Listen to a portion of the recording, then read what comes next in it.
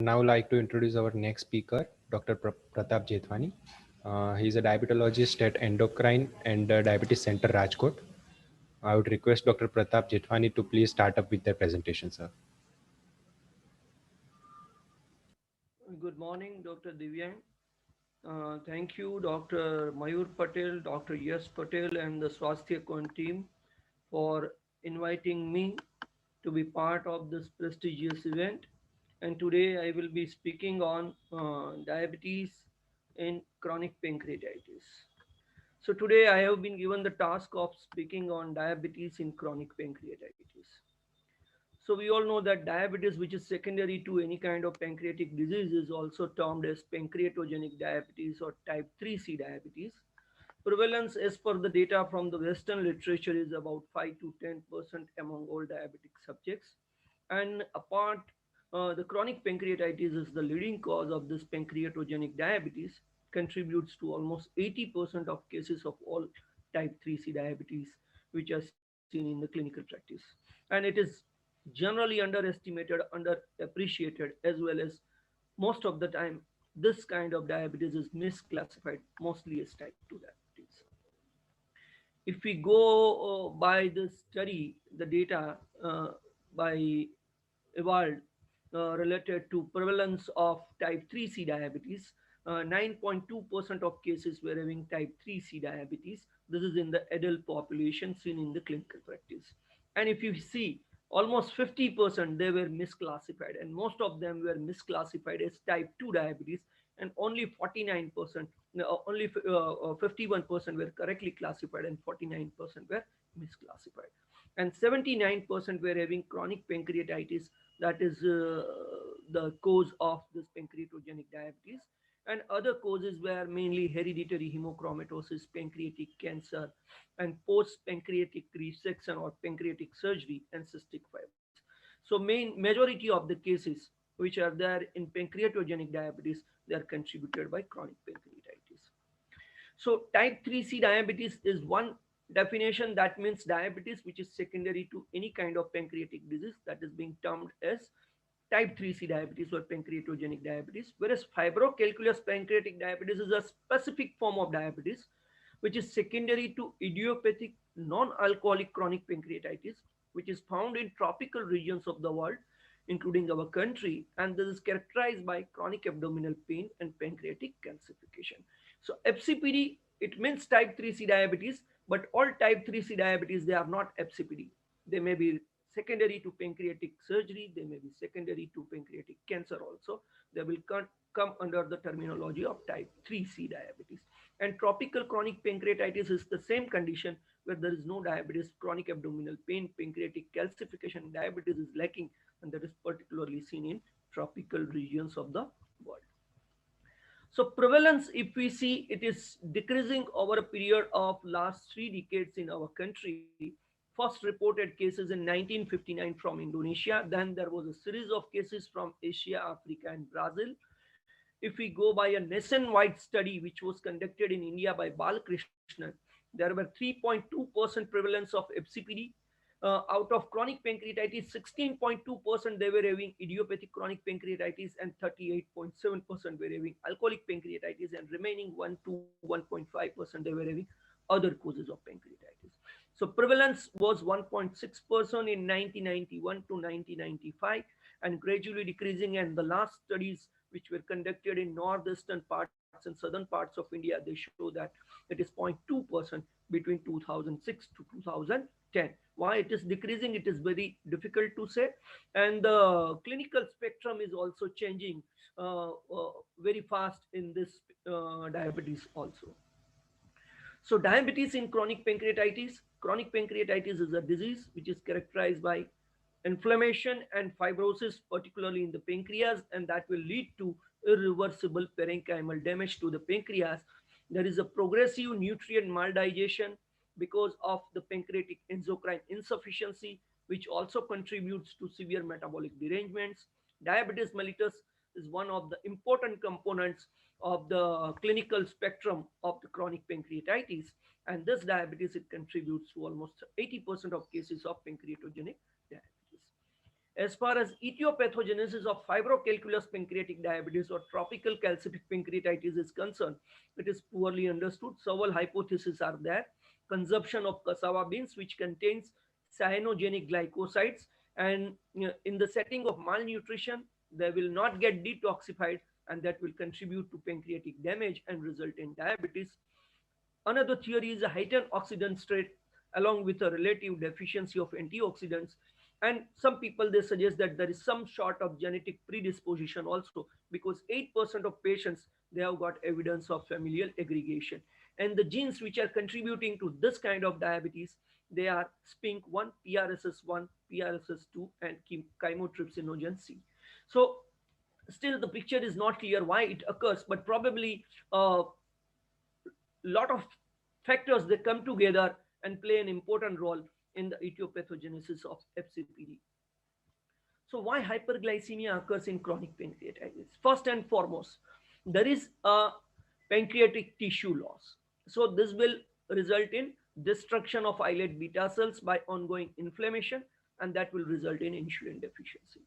Second, there is nutrient maldigestion that will lead to impaired incretin secretion, and this also contributes to hyperglycemia. Although one school of thoughts they say that the incretin secretion remains normal in this people uh, uh, remains normal in this people, particularly in chronic pancreatitis people who are not having diabetes. And if you give them pancreatic enzyme supplementation, then that will augment the incretin response substantially. In contrast to type 1 diabetes, in this kind of diabetes, there is loss of alpha cells also, and there is loss of cells which are secreting pancreatic polypeptide also, and this also contributes to the hyperglycemia which is occurring and makes complex metabolic derangements in this kind of patients. However, there is one school of thought or certain kind of studies they say that the alpha cells are not destroyed, they remain in normal fashion, whereas the beta cells are destroyed only in FCPD, and that's why there is insulin deficiency, whereas the glucagon secretion is maintained, and this also contributes to hyperglycemia. There are a lot of studies which say that the body composition alters in FCPD. There is deficient fat stores, and that will contribute to hepatic insulin resistance.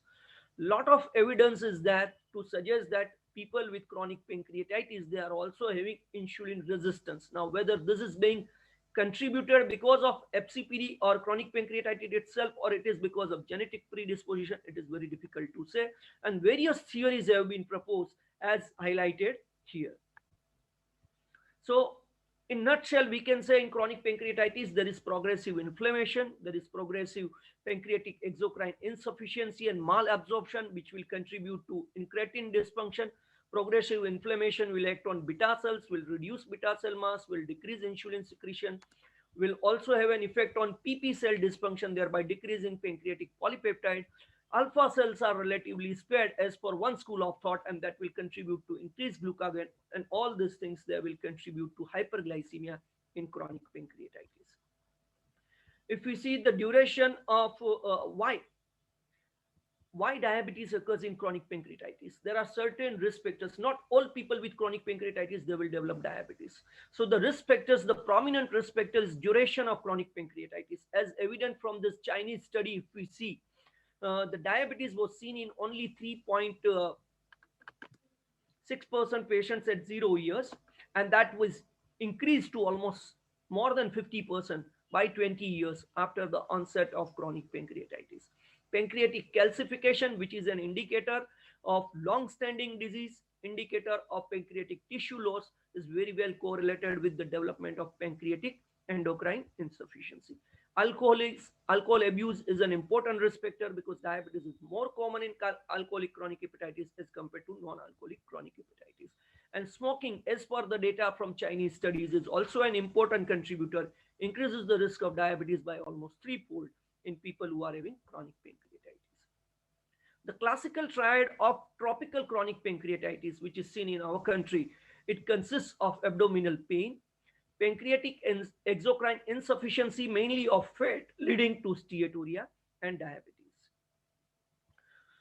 There is pancreatic calcification, particularly large ductal calcification, as evident from this X-ray and CT scan picture, and ductal dilatation usually involving the main pancreatic duct, and these are the hallmark features of fibrocalculus pancreatic diabetes. Generally, it occurs in lean, marginally young individuals from poor socioeconomic backgrounds, but nowadays it can be seen even in normal individuals, healthy looking persons.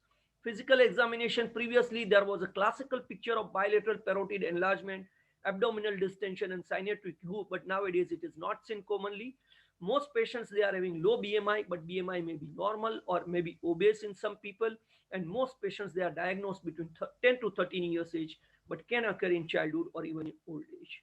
And the diagnostic criteria for FCPD, which are proposed by Dr. V. Mohan and extensively used, I think, all over the Asian countries, the patient should be from a tropical country, diabetes should be present, evidence of chronic pancreatitis, either pancreatic calculi on abdominal X-ray or at least three of the following.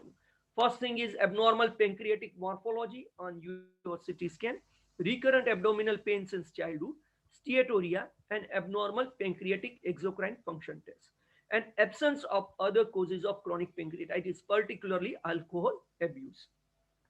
If we go for type 3C diabetes, the diagnostic criteria which is proposed by an international group, the major criteria which must be present, there is presence of exocrine pancreatic insufficiency. Mainly they use fecal elastase test, which is nowadays considered as a gold standard for pancreatic exocrine insufficiency. Pathological pancreatic imaging, either ultrasound, CT, or MRI. Absence of type 1 diabetes associated autoimmune markers. These are major criteria which are required to confirm that this is type 3C diabetes related to pancreatic disorders. And minor criteria, they include impaired incretin secretion, there is, sorry, no excessive insulin resistance, impaired beta cell function, and low serum levels of lipid soluble vitamins and pancreatic polypeptide absent. So, these are some minor criteria and major criteria which are required for the diagnosis of type 3C diabetes as per this international group.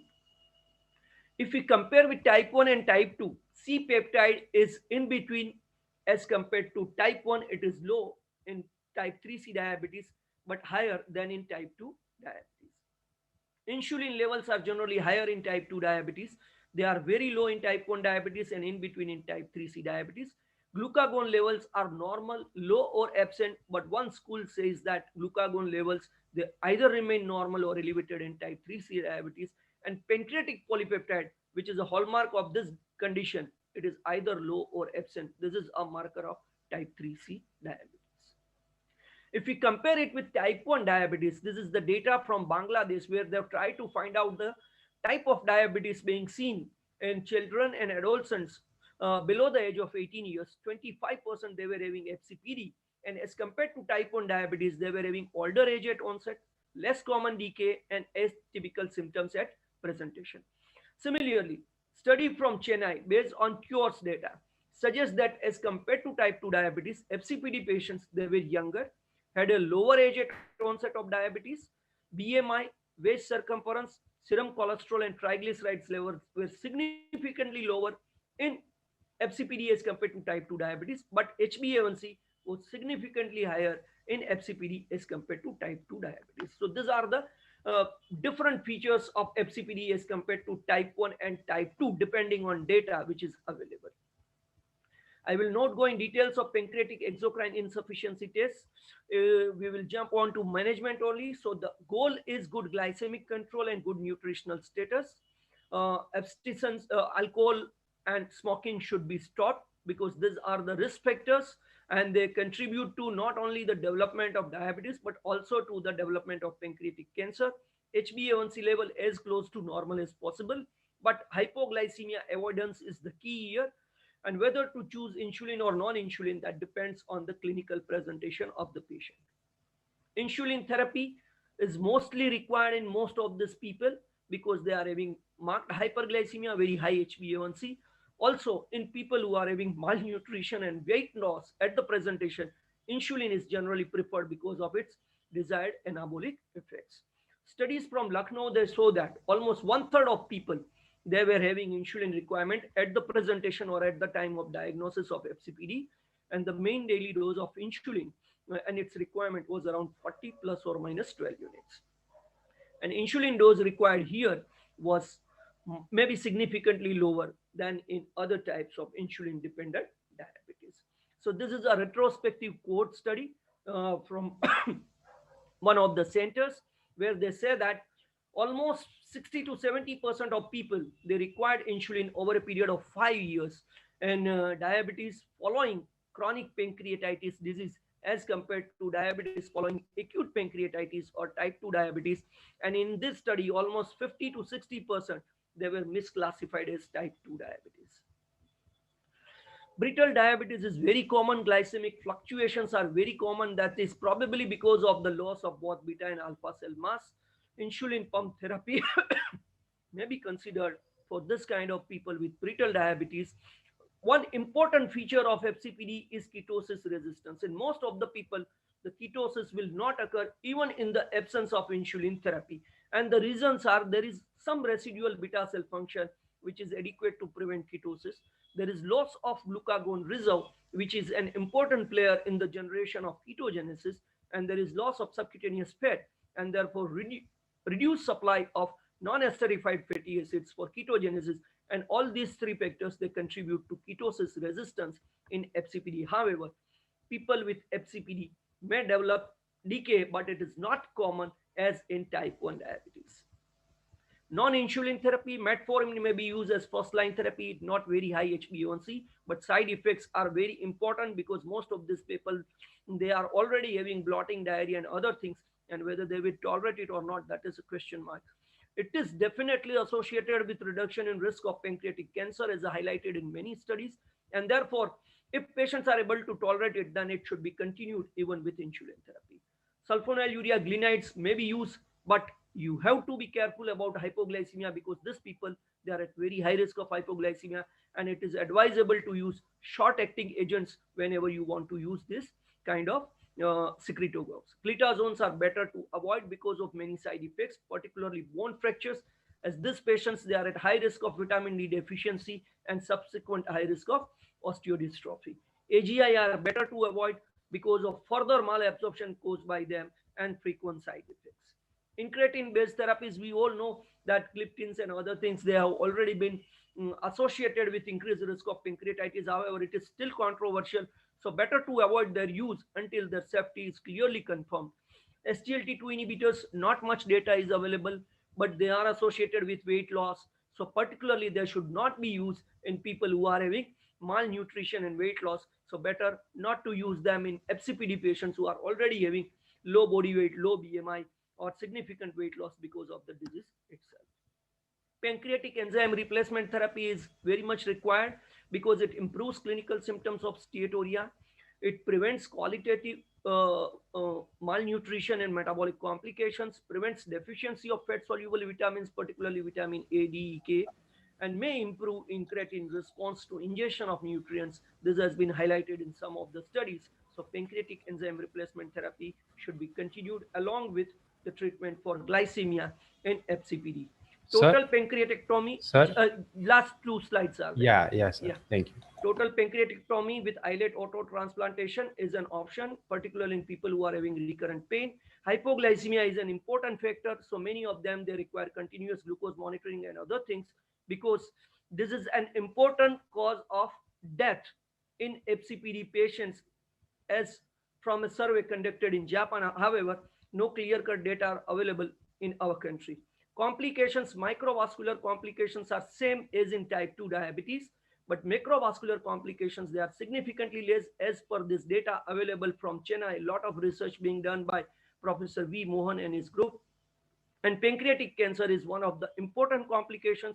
So all patients should be regularly screened with CA 19.9 measurements and CT or USG for early diagnosis of pancreatic cancer. Also, deficiency of fat soluble vitamins is an important complication in this kind of patients, and they require replacement and regularly screen for vitamin D deficiency. Uh, to summarize, I will say identify patients with type 3C diabetes is important because here the endocrinopathy is very complex. Specific diagnostic criteria is proposed for FCPD as well as for type 3C diabetes. Many of them, they require insulin therapy, but avoidance of hypoglycemia is a key factor here. And if we see these patients, in the absence of uh, clear evidence of pancreatic exocrine insufficiency, still they should be given pancreatic enzyme replacement to, so that fat soluble vitamin deficiency can be prevented. And it should be considered as a pre-malignant condition also and screen for pancreatic cancer, in addition to screening for microvascular complications, which are as common as in type 2 diabetes. Thank you very much. Thank you so much, Dr. Pratap Jetwani.